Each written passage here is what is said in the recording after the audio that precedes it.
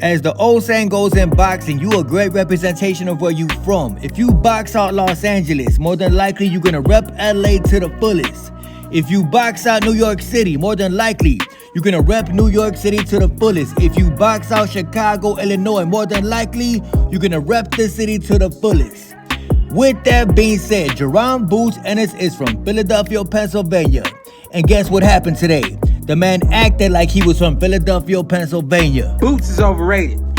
Teofimo Lopez posted up on Twitter that Jaron Boots Ennis has declined to fight against him for the WBA, IBF, and Ring Magazine Championship at 147. Turkey Alashiki is upset with his decision, as Eddie Hearn agreed to the fight for later on this year.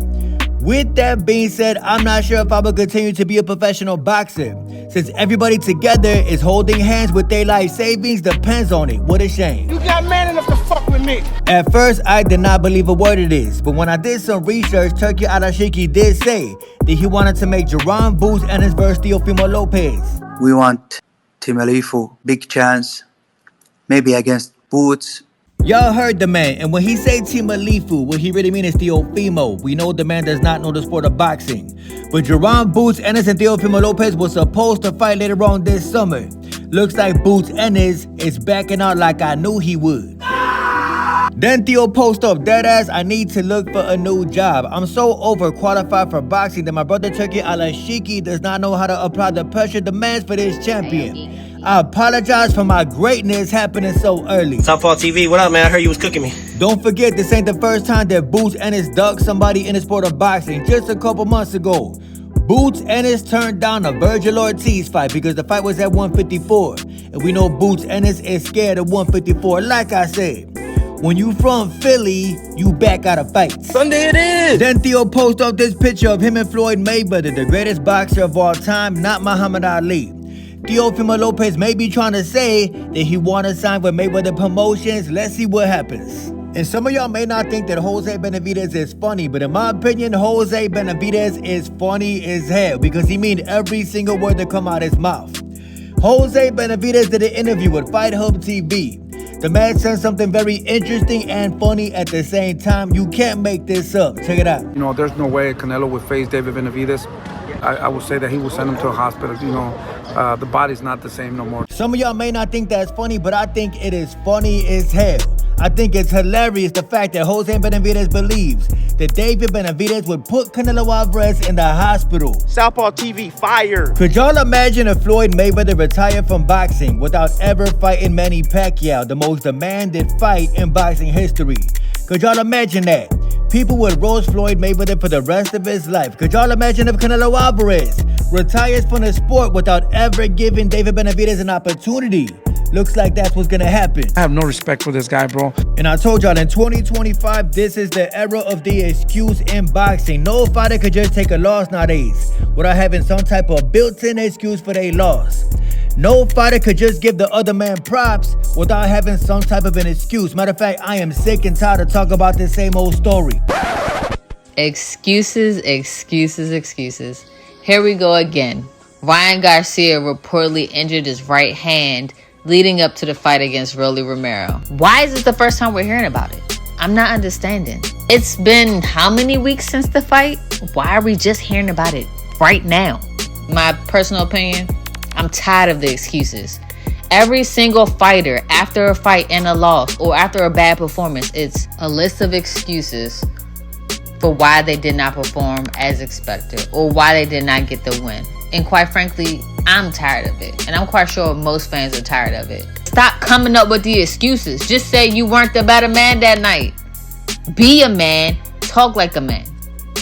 All I'm hearing is a bunch of bitches. Thank you, Miss McGavick Boxing. I could not have said it better myself, and I just love how you interrupted my whole video, but it's all good. Go subscribe to McGavick Boxing.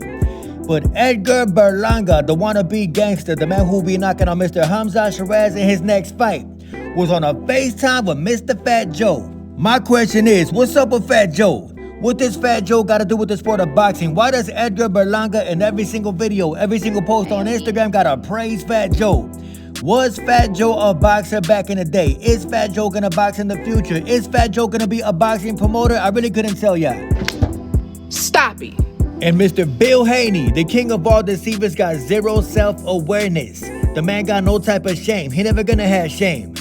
Bill Haney post up on Twitter, men lie, women lie, numbers don't. 3-0. As y'all can see, Devin Haney versus Oscar de la Hoya. I think he made Devin Haney versus Golden Boy. As y'all can see, versus Jorge Linares. Unanimous decision. Jojo Diaz, unanimous decision. Jose Ramirez, unanimous decision. It is one man that I do not see on this list.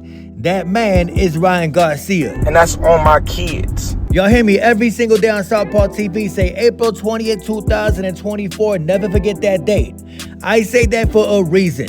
I knew a day like today was bound to happen. I knew eventually Bill Haney would try to pretend that April 20th, 2024 never took place. He gonna try to pretend that the Ryan Garcia fight never happened. And you should be ashamed of yourself. Bill Haney, I know you watching. You can't just erase this, bro. You can't pretend like this never happened. You can't just pretend that April 20th, 2024 never took place. You can't just pretend that you are undefeated against Golden Boy Promotions. You not undefeated, bro. Devin is not undefeated. Yes, Devin Haney is soft. I agree. Imagine being a 75-year-old man like Bill Haney trying to convince Twitter that Devin Haney is undefeated. Imagine being 85 years old like Bill Haney trying to convince the public that Devin is undefeated versus Golden Boy Promotions. Pathetic if you ask me. Man, Southpaw TV keep it trill, man. For real. I respect somebody, man, that had their own opinion. Had their own opinion. Don't have an agenda when they body. They just talk it like it is. Southpaw TV, fire. Fire. Y'all sub to his channel. Southpaw TV. You already know. I think Southpaw's funny as fuck, bro. Low key, bro. Honestly, bro, if I wasn't risk getting shot at like all the time, I wouldn't mind having him like in my corner and stuff, bro. Berlanga's a joke, man. Berlanga's a joke, man. Berlanga's a joke, man. Berlanga's a joke, man. Berlanga's a joke, man.